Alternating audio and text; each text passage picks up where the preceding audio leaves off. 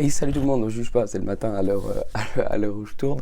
Et aujourd'hui, je voulais vous montrer mes achats de ce mois de février pour ma collection. Voilà, j'ai fait des petits tableaux de bord quand il faut en faire, enfin quand il faut en faire dans le sens où quand j'ai acheté des choses, ce sera des vidéos peut-être courtes, des fois il y aura peut-être que deux objets, un objet. Là, en l'occurrence, il y a 5 objets. Voilà, j'ai acheté 5 objets, donc un que vous savez déjà, j'ai pas mis le Mario Sunshine, parce que ça ferait 6, mais voilà, le Mario Sunshine il est même pas en boîte. Voilà, je l'ai quand même répertorié dans comment dans mon application de collection de jeux vidéo, mais voilà, je vais pas vous le remontrer ici. Bah, je peux, il est dans la console, mais c'était pas le projet. Voilà, je vais pas vous le montrer en détail, vous parler du prix, etc. Parce que bref, vous savez tout de lui. Il est juste dans la console qui est juste à côté de moi. Donc on va commencer avec le premier item que vous avez déjà vu, cette Nintendo GameCube en super état, et pour l'avoir testé après plusieurs fois, elle fonctionne à la perfection. C'est vraiment un super bel achat. Je suis vraiment super content de cet achat. Je le regrette entièrement pas. Voilà, je vais vous dire les prix. C'est des prix cash que j'ai acheté en cash. Enfin, pas en cash, mais dans la boutique, dans les boutiques de la compagnie Jeux Vidéo Co. Là, en l'occurrence, ça s'appelle Jeux Console Adol. Si ça intéresse. Voilà.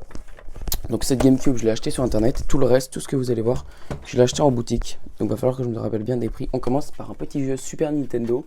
Donc mon 5e jeu Super Nintendo, c'est le Super Mario All-Star. Voilà, l'image est retournée, je crois, parce que je filme en caméra frontale pour bien voir sur ce genre de vidéo le retour.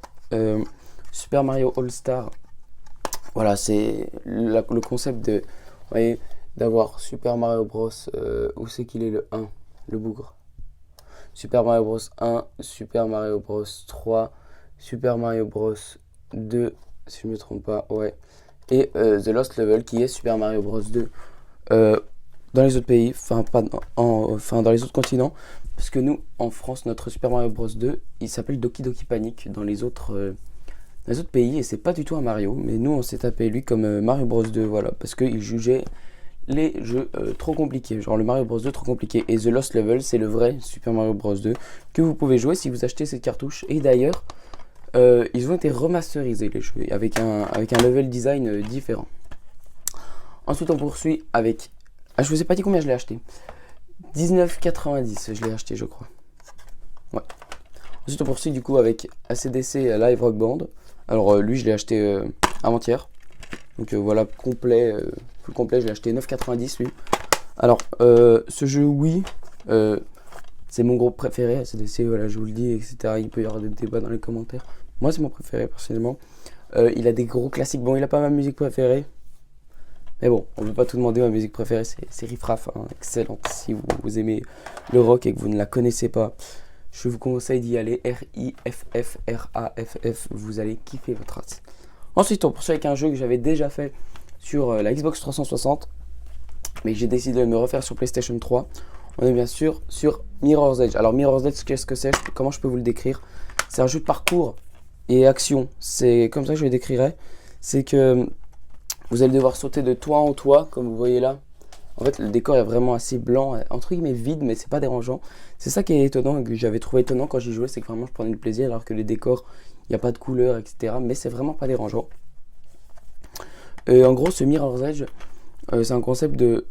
Vous êtes dans une ville... Bah attendez, je peux vous le lire derrière. Hein. Dans une ville où le flux d'informations sont sous haute surveillance, le crime n'est pas qu'un lointain souvenir, et où la plupart des gens ont abandonné leur liberté pour mener une vie tranquille. Certaines personnes ont choisi de la vivre différemment.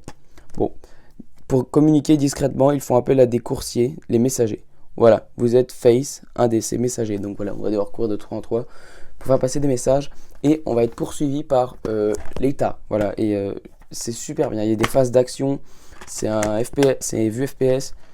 Franchement, ça se manie super bien, surtout pour les phases de plateforme. Après les phases d'action, comme j'en avais parlé justement avec la personne qui gère la boutique où je l'avais acheté, TPS aurait pu être une bonne chose. Après, bon voilà, ils ont trouvé le juste milieu, ils ont choisi le FPS pour tout le jeu, parce que j'ai l'impression que quand on fait du parcours dans un jeu vidéo, c'est plus précis. Ouais, en fait, on est plus précis en FPS, j'ai l'impression. Et on termine par le dernier jeu. C'est un petit jeu PlayStation 2. Voilà, pour ceux qui reconnaissent, c'est le Hitman Blood Money. Donc voilà, j'ai acheté lui 3,90. Ah, je vous ai pas dit combien je l'ai acheté, j'oublie à chaque fois. Lui, je l'ai acheté 7,90. Et lui, voilà, 3,90. Le petit jeu PS2, j'ai vu Hitman. J'avais vu la vidéo de chez Shounet, le test sur Hitman 3. Du coup, je me suis dit, bah vas-y, je vais tester Hitman. J'avais jamais testé. J'ai testé vite fait. Même si j'ai pas de memory card, c'est ça qui est dommage. Faut que je m'achète une memory card pour ma PS2. Voilà. Mais en vrai, le Hitman Blood Money, le peu que j'ai testé, il était bien, mis à part que tout le monde est doublé par Christophe Lemoine. Ça, c'est. La plupart des jeux, c'est comme ça, les jeux Ubisoft comme d'autres, apparemment. Mais franchement, c'est pas dérangeant. Super bon doubleur. Si vous voyez pas qui c'est Christophe Lemoine, c'est celui qui a doublé Sam Gabji et encore Cartman. Voilà. Donc voilà ce que j'ai pu acheter pour ce mois de février 2021. En tout cas, si cette vidéo t'a plu, n'hésite pas à mettre un petit pouce bleu, à t'abonner. Et moi, je te dis à la prochaine.